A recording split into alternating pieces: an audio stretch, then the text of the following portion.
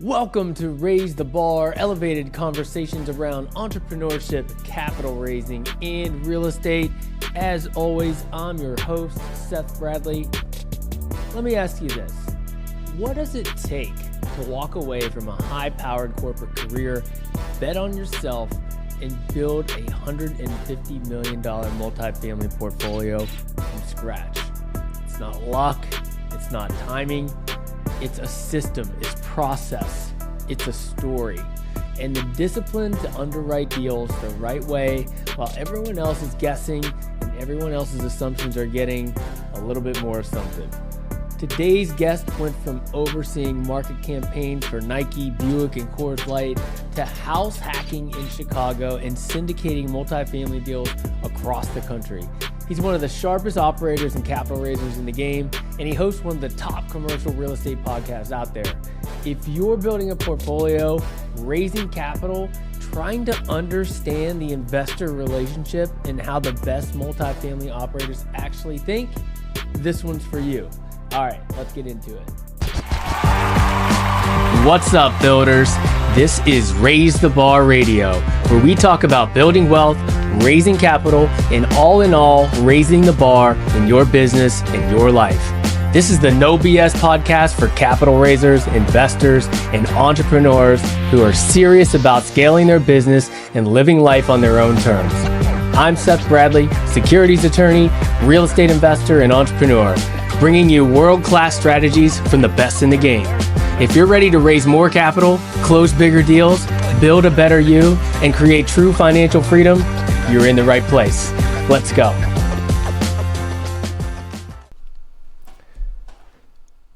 Today on Raise the Bar, we've got John Casmon, founder of Casmon Capital Group, host of the Multifamily Mastery Podcast that's part of the Best Ever CRE network. John went from a corporate marketing career running campaigns for some of the biggest brands in the world to building a $150 million plus multifamily portfolio through smart underwriting, disciplined market selection, and a relentless focus on serving investors. John, welcome to the show, brother. Hey, Seth. Thank you for having me, man. Great to see you and excited to be here today. Yeah, man, super stoked. I got to see you at BEC in person. A lot of times, a lot of these relationships are just over Zoom and social media, and it's great to actually shake people's hands and see them in person every once in a while. Always, man. Wish we could have had a little more time to connect and talk more, man, but definitely was good seeing you. Yeah, for sure, man, for sure. Well, let's kick it off with this, man. When somebody comes up to you on the street or you have a conversation with a stranger and they ask you what you do, what do you say?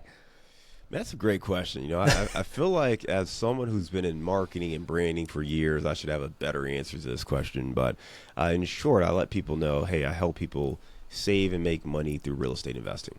Another way of saying that is I help people take advantage of all the perks of owning real estate without the headaches of being a landlord. So that's kind of what I do. Love it, man. Love it. Short and simple. Do you ever get mistaken for a real estate agent when you're saying you're real estate? I get mistaken for everything. A real estate agent, flipper, wholesaler. Usually that's what people comprehend because they're not familiar with syndication, right? You and I, right. We've been in this space for a while now on both sides of the table, so we get it. But your average person who hears you invest in real estate, first of all, they may not even understand the concept of investing in real estate. So they may think you're a real estate. You're like an agent. It's like, no, I'm not a real estate agent. I don't do listings. Or they assume you're a wholesaler. That's pretty sophisticated, right? Someone has to know about investing to know wholesaling. But usually it's either an agent or you're a flipper. So when you talk about, they get being a landlord too, right? So they get it, you buy houses and you rent them. So when you start talking about buying apartments and renting them or syndication and working with other investors, you get two types of people, right? One person is curious and engaged and they're going to ask you questions. Wait, what? How do you do that? How does that work? Right? Yeah. So they're really curious about what you do. And the other person, you're just over their head and they're ready to move on to the next topic, right? They're like, yeah, I don't know and I don't care. And that's fine. Right. So when I see that, I'm like, we don't have to go any further than that. Yeah, it totally depends on who you're talking to, right? Some people say, if you say you own an apartment building or anything like that, sometimes people's minds are just blown. They're like, wait a minute, you own big apartment complexes. Like that's crazy. It just, I mean, I know for myself when I was getting started, it's like seeing somebody buy a client when I was working at a law firm, buying 100 or 200 or 300 unit apartment complex. I'm like, whoa, how in the world did they do that? And then you come to find that, hey, they're raising capital, they're bringing in investors, they're partnering with people, and they're not so different than you and I. And then we ended up becoming those people. Yeah, that's it, right? So once you get close to it, you understand it. It removes some of the mystique, which I think is great. Don't get me wrong. When you're raising capital, it's good to impress people, I guess. But I also think that it's very easy for what you do to feel unrelatable. When you read my bio, right, and talk about $150 million worth of apartments. And that sounds great and can be overwhelming to some, but I've also been investing for 12, 13 years. So going on 14 years now. So if you think about the kind of deals we're doing, it's actually not like a crazy number, right? We've done a couple of really, really big deals, and the rest were more in that, $5 to $15 million range. So it's not some crazy thing when you are in this space, but for your typical person listening to that, dude, you might as well say you own $100 billion worth of real estate, right? It's unfathomable. So I think part of it is being able to relate it to the person you're talking to, so they understand that they can do it too, or they can be involved in it. I think often we throw out these big numbers, people just put up a wall, right? It's overwhelming to them. They can get a house, they can get a 4-unit, a 5-unit, maybe a 10-unit, maybe even a 20 or a 30 unit. But when you start talking 100 unit buildings, 200, 300 unit buildings, you kind of have to have a certain level of sophistication and commitment to being a real estate investor to be intrigued by that idea. Your average person is going to hear that and they're going to be taken aback by it, right? It's just right. a huge number. They don't get it. How does this work? Like, there's a learning process to be involved versus, again, if you tell people you buy and flip houses, you could probably raise money from someone, really almost anybody. You go to a meetup. If you just tell people, hey, I buy and flip houses, somebody's probably like, oh, cool. Hey, you want a partner? I got $50K.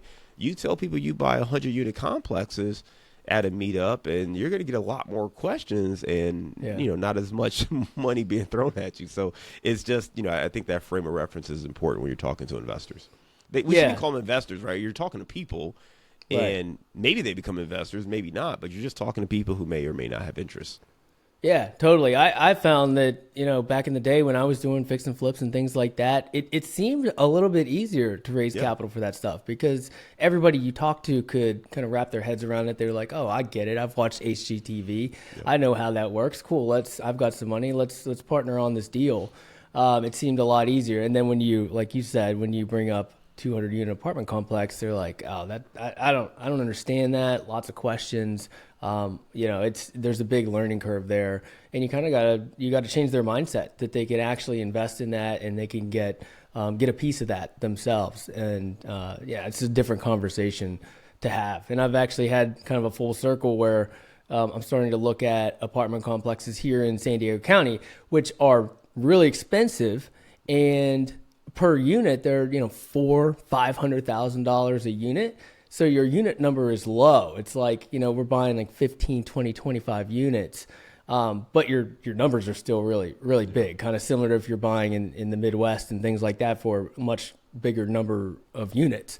But it goes over with investors and with people a little bit better because you're like, oh, I'm buying a 15 unit apartment complex or a 20 unit apartment complex, despite it being, $500,000 a unit. Yeah, I mean, it makes a ton of sense, right? I mean, like you said, I think part of it is when you're raising capital and talking to investors, they have to see themselves as real estate investors. And when it comes to a smaller number of units, people, if they've ever had any interest in investing, they have tried to picture themselves investing in that kind of an asset. Whether they've done or not is irrelevant. They have pictured themselves flipping houses. They've watched HGTV, and ask themselves, oh, can I do that? Or I wonder if I could do that. Or maybe I should look into that, right? Like that's the journey many people go down. Or, hey, this guy's got a rental property and he's making X amount of dollars a month. Maybe I should get a rental property. That is the logical first step when someone is inquiring about being a real estate investor. So if someone comes along and says, hey, I'm doing that thing, do you want to partner? It's an easier decision to make to say yes. Now, if someone comes along and says, I'm buying 200 unit apartment complexes or self-storage facilities or a hotel, well, they've probably never seen themselves as a hotel owner or a self-storage owner or an owner of a 200 unit apartment complex. So there's a whole learning curve of what does this even mean? What does success look like? They just don't know. Like they don't know how to vet that kind of deal. They don't know what they don't know. You know, even if you don't know anything about flipping a house, you know the basic is we're going to buy the property at some level of a discount, fix it up, sell it at a profit, right? Like, you know, you got to have a pretty good budget. You know, you got to do the construction work. Like you have a general sense of what it's supposed to look like because you've seen it on HGTV. If you're buying a rental property, you know you're going to buy a property. It's got to rent for more than what your expenses are, and you're going to hold on to it for a period of time. When you get into the larger, like true commercial investments, there's just so much more complexity for a newer investor that's hard for them to wrap their heads around that. So I think the first step is you have to bridge that gap between the differences and kind of the vision of real estate investing that they're aware of with investing in these commercial, larger commercial properties where maybe they don't understand exactly how the numbers play out.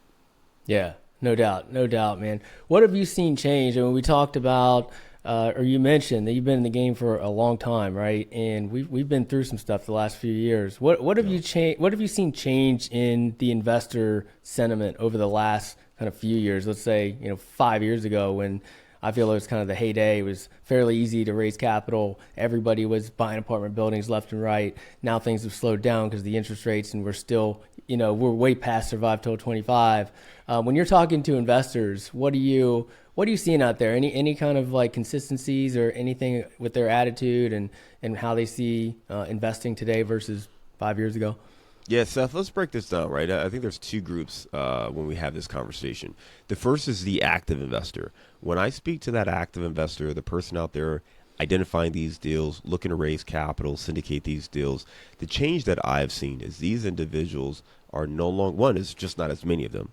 I mean, you used to go to those events and you'd have, 1,000 people at the events. It's half that now, right? So you just don't have as many people active.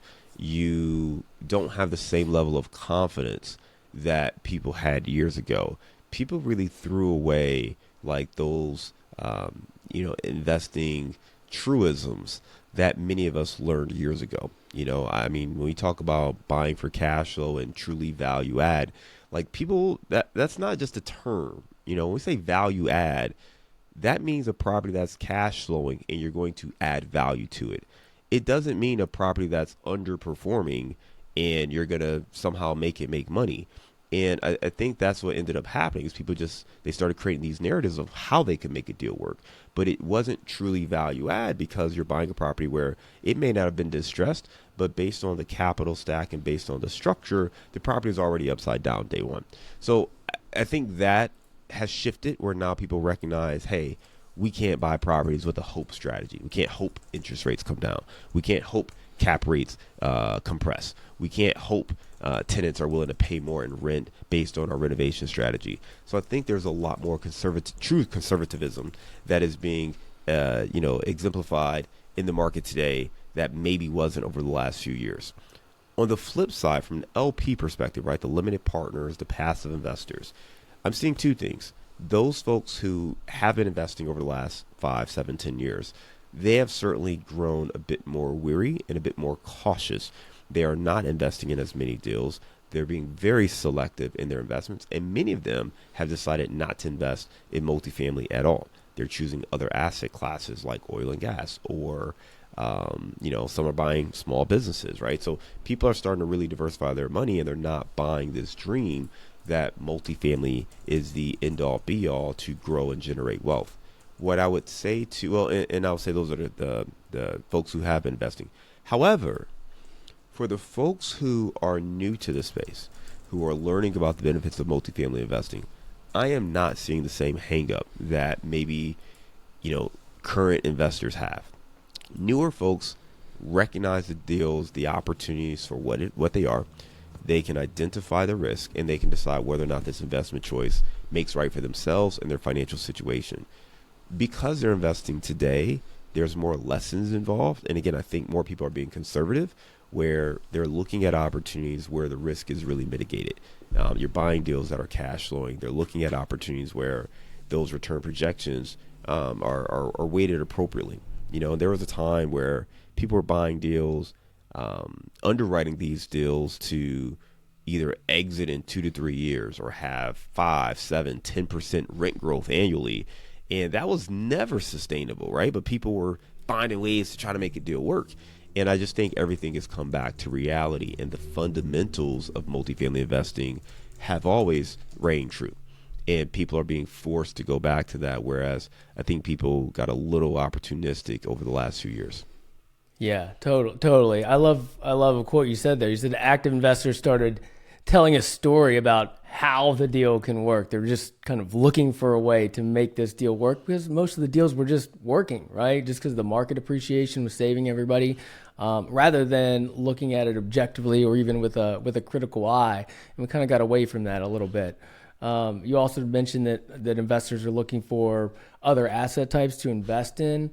I'm seeing that as well. They're looking for that quick cash flow, right? So they're looking for producing oil and gas investments. Debt funds are huge right now because those produce cash flow, basically day one. They can start paying out in the first quarter. So a lot of investors are looking at that.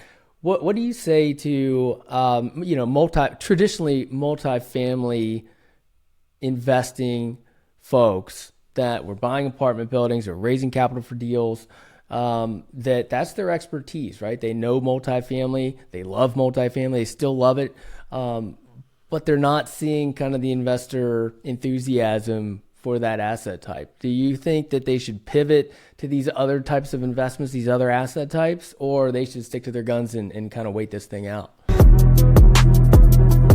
Pardon the interruption, but we don't do ads.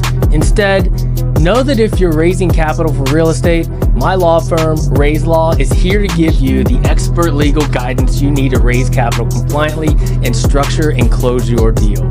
And if you're looking for a done-for-you fund-to-fund solution, TribeVest is the industry's only all-in-one setup and fund administration solution. Visit raise.law and tribevest.com to learn more. That's a phenomenal question. It's one that we have to ask ourselves all the time as well. Here's what I would say. First and foremost, it's important for every investor to understand what success looks like for them. You got to know your deal criteria, and the investment vehicle is really just that. It's a vehicle to reach your goals.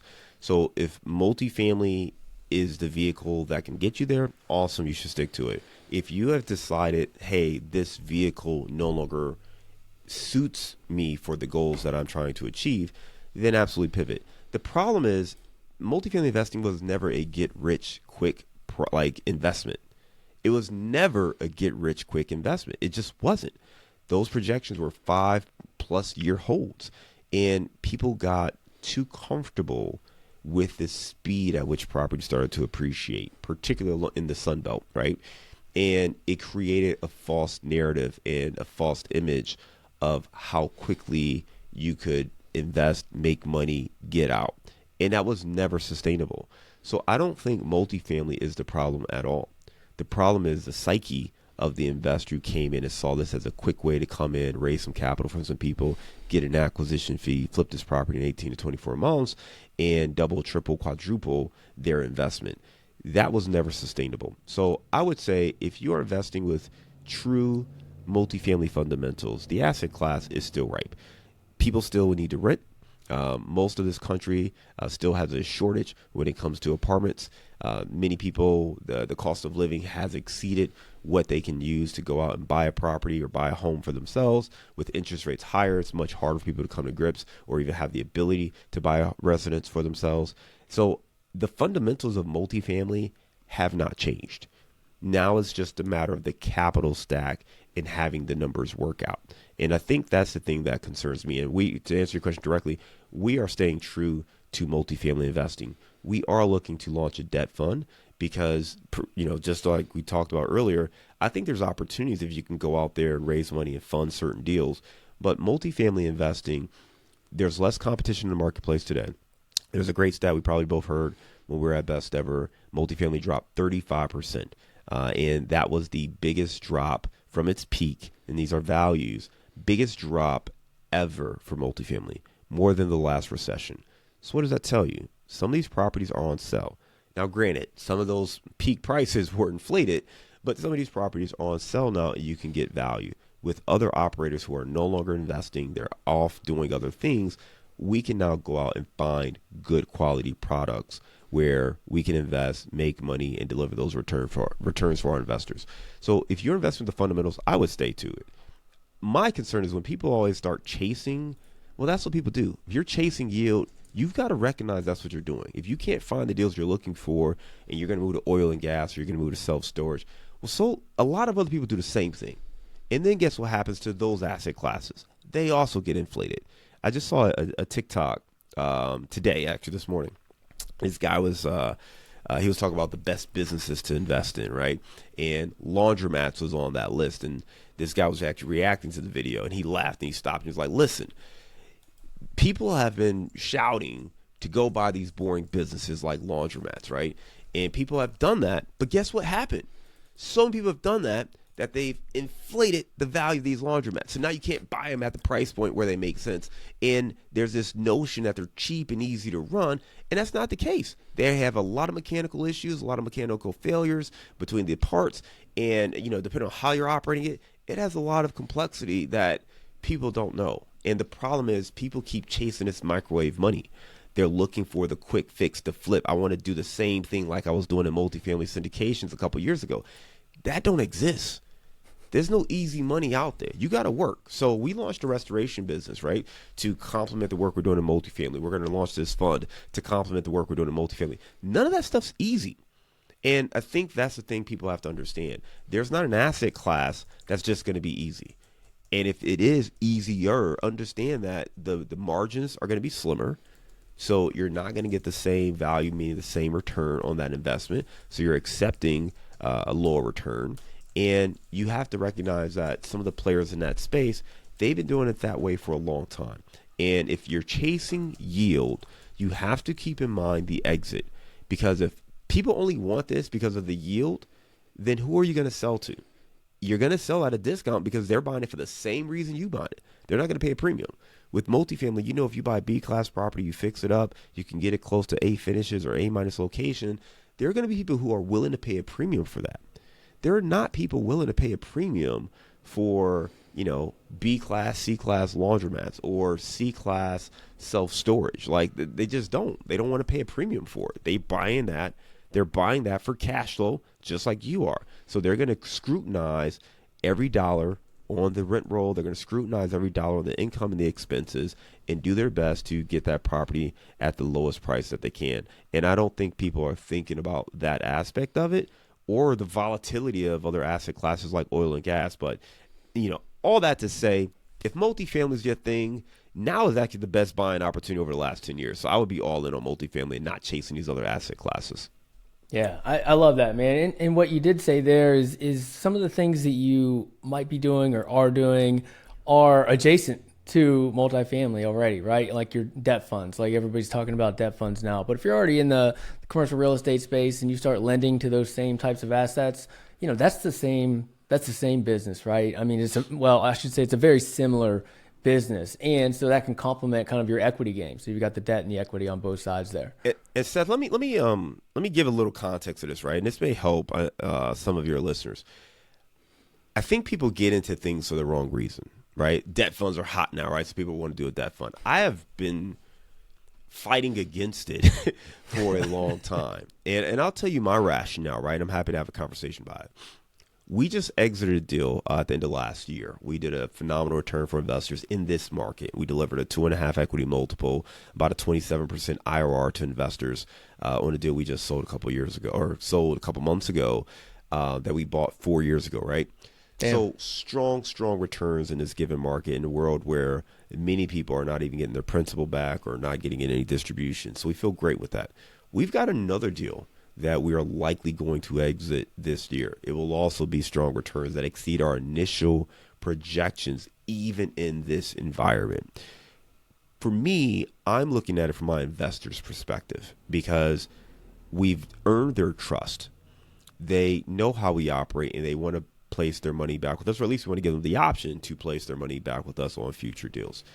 On the other side of that, you and I, we do a lot of stuff like this, right? Podcasts, content creation, events, networking. Well, the biggest challenge that I saw, and this took me 8 years to figure out. So I'm about to give you an 8-year lesson in the next 20 seconds. All right. So this might be the most important thing I say this entire time we're together. Because I was raising capital for multifamily deals, the only way you and I could do business together is if you were looking to sell a multifamily property or invest alongside me on my next multifamily deal. Those are the only two options.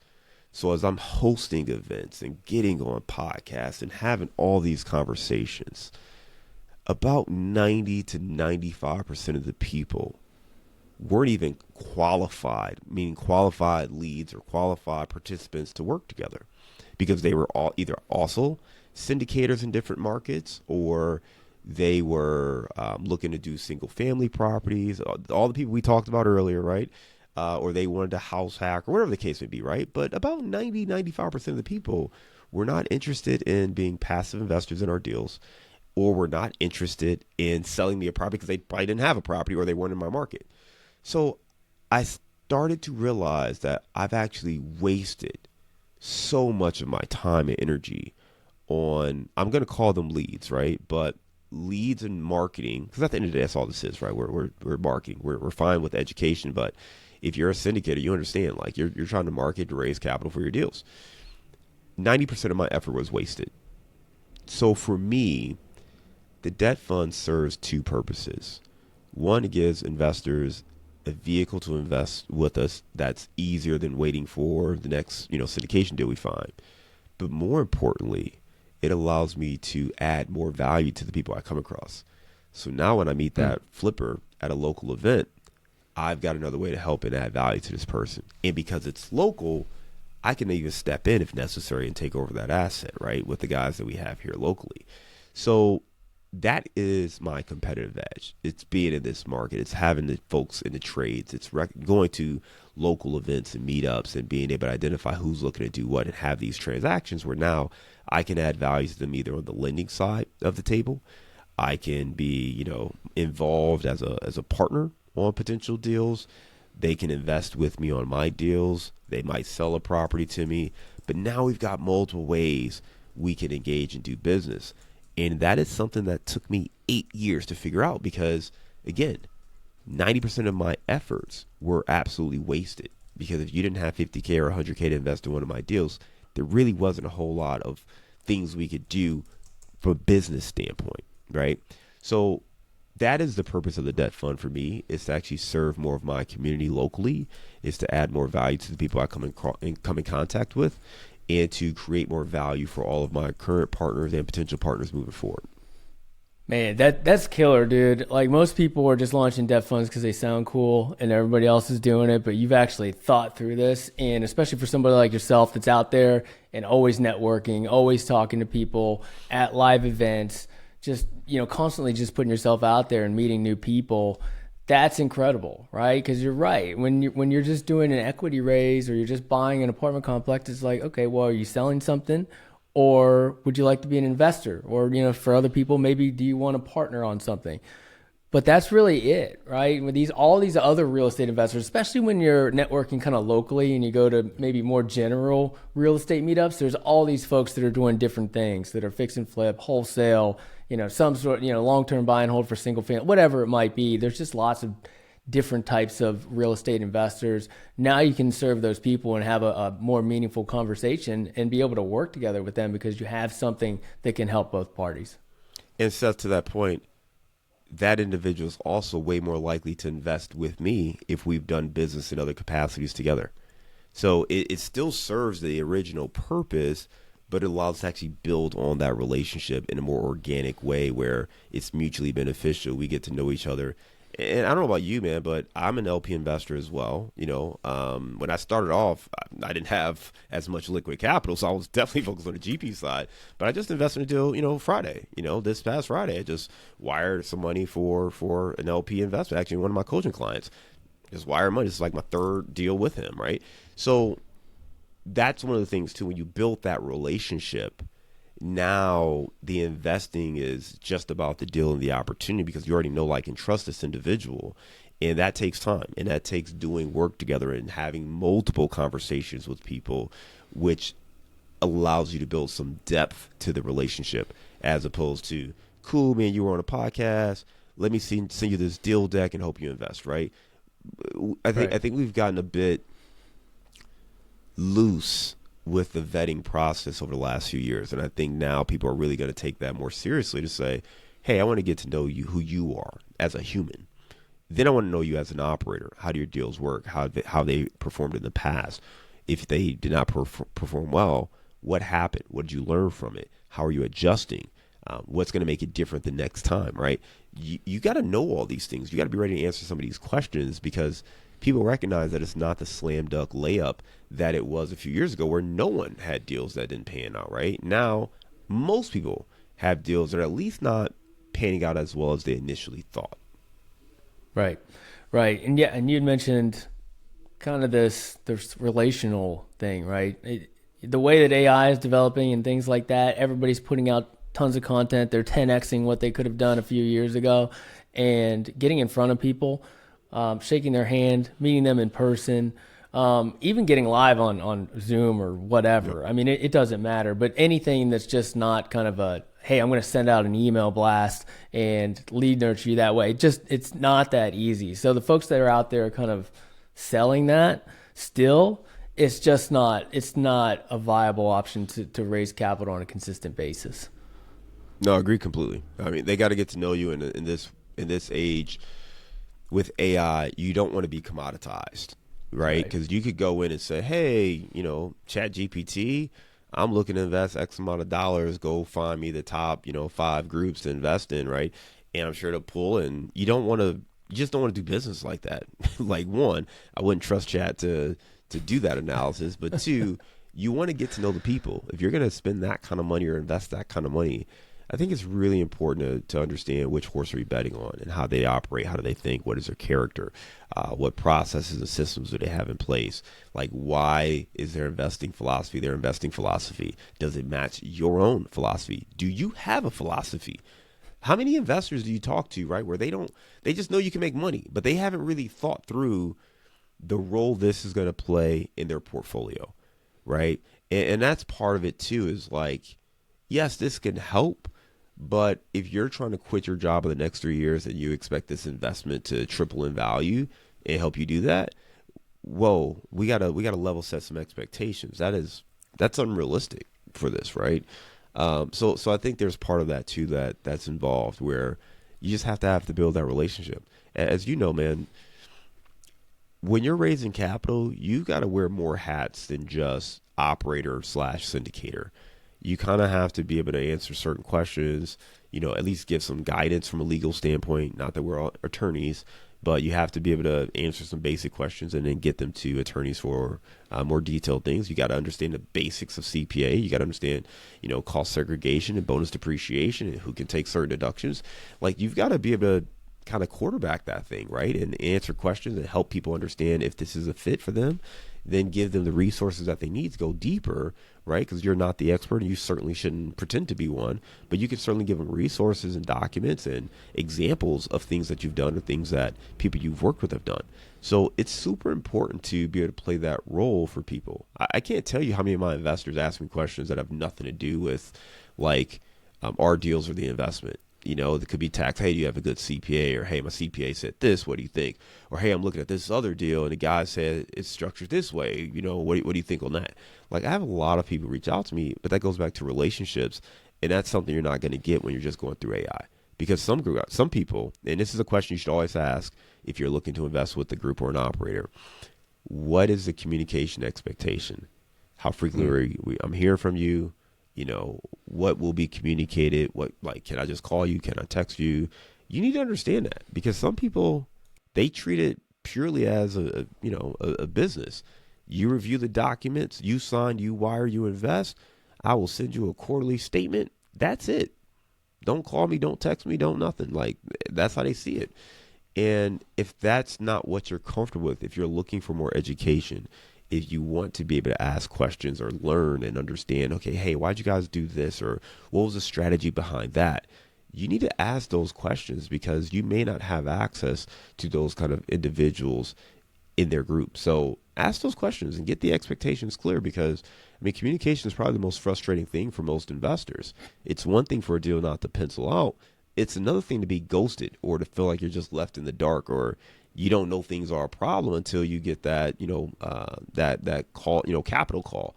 So having that communication is really, really key, but it's also important for you to have these questions asked up front so you know what you can expect. 100%. Yeah. And be willing to say no to the investor, right?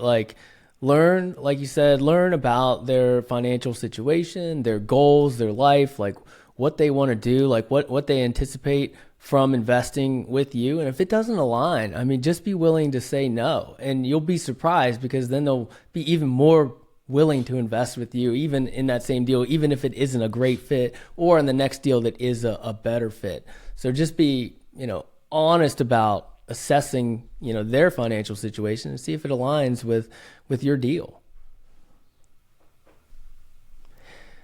John, I'd like to jump into one more question that I like to ask all the guests, and it's a little bit off base, but in a parallel universe, what would be another version of John Casmon? So you're the same person, but maybe there's that one thing, that one decision you made, and you would have went a totally different direction. For me, I told you earlier about medical school. For me, that would have been a totally different direction if I would have stayed on that pathway. Anything like that for you? There's a lot, right? We run into those forks in the road. I feel like every year, especially when you're younger, right? You got so many things to pick from. I think the one that probably is the most relevant for the audience here is my corporate transition. So I made two, right? The first one was I left a large automotive company. I left General Motors and went to a smaller advertising agency. And I did that very intentionally to make it easier to leave corporate America. And I think that pivot's important, because we were coming out of bankruptcy. I saw what a lot of quote unquote lifers were doing, and the struggle and the anxiety that they had. They had committed 20, 25 years to this company and had no plan B, and were kind of left on the street, or forced into early retirement and trying to figure out their life. And I didn't want that. And that environment also meant I would have to play the game, right? I have to take some lateral promotions. I'd have to go to the field and do some stuff that I really didn't want to do when I was already doing the work that I enjoyed. So I made the decision to go to a smaller agency. But the real decision in that for me was I had read Rich Dad Poor Dad a couple years prior.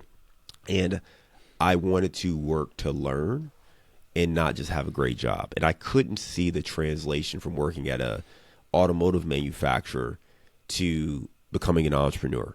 And it felt too broad to me. So I wanted to work for a smaller agency to really work on different kind of accounts where maybe I could, become more of an entrepreneur in that world, learn how different businesses operated, and learn directly from the CEO of that agency on how he launched an agency. Because at the time I thought I was going to launch an agency. But that move made it easier to eventually break off once I started building my real estate portfolio and say, okay, let me do this full time. So I think that first move to have the awareness that, hey, man, you're about to get the golden handcuffs slapped on you, and to make that initial pivot. So I'm still making money. I'm still, earning an income, but it's in a world where it's a little bit easier to jump out. Because I'll tell you, man, if I was still at GM, I'd probably be making, probably high six figures a year. If I was continuing on the trajectory I was on, very high six figures a year. lots of perks and benefits to that role, and a lot of comfort, man. A lot of comfort, and people don't leave those jobs. They don't. Right. I mean, it's golden handcuffs for a reason, but they don't leave those jobs. They attach their identity to those jobs, and I saw that when we went through bankruptcy, man. I mean, so many people, they were hurt, but not necessarily hurt financially. They were hurt because they had spent 25 years being, product manager or whatever the title is at this company, right? And that was their main identity. And now, without that, who are they? And I never wanted to get that attached. And I learned that lesson early on. And I try to always recognize, like, hey, when you're getting perks and you're getting your ass kissed and, people are treating you a certain way, recognize that they're doing it for the title that you hold at this company, not because of you. And I learned that as an intern, man. This guy told me, he's like, John, he went to this really fancy commercial shoot, and I was an intern, dude. I had never been to California, like we were chatting before we hit record, right? And he was out in California, did this commercial shoot, like $1 million production budget, and he's telling about this, nice steak dinners, restaurants he went to, and we're like, I don't know, I was like 22, 23, man. I was sitting there like, oh, really? What? I did what? And they flew you first class? So we're sitting here, and he just sees our enthusiasm, man, and he stops and he says, let me tell you something. He grabs his business card and he holds it up and he says, listen, all of that was for the creative director of this agency. I just happened to be sitting in this seat at the time. Never confuse the two. Don't think this is because of you.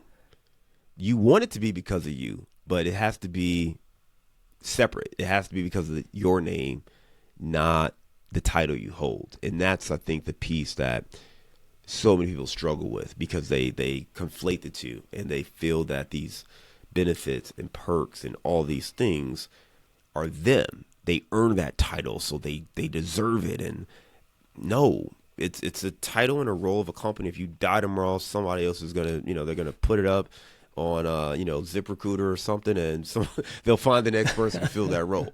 Like, it's okay, it's not you. And I think that's so hard for people. So in an alternate universe, I would not have jumped off of that. I'd probably be a high, hopefully high-ranking official, but maybe even just, middle management at GM still, and always wondering, man, I wonder what would have happened if I would have tried. So, right.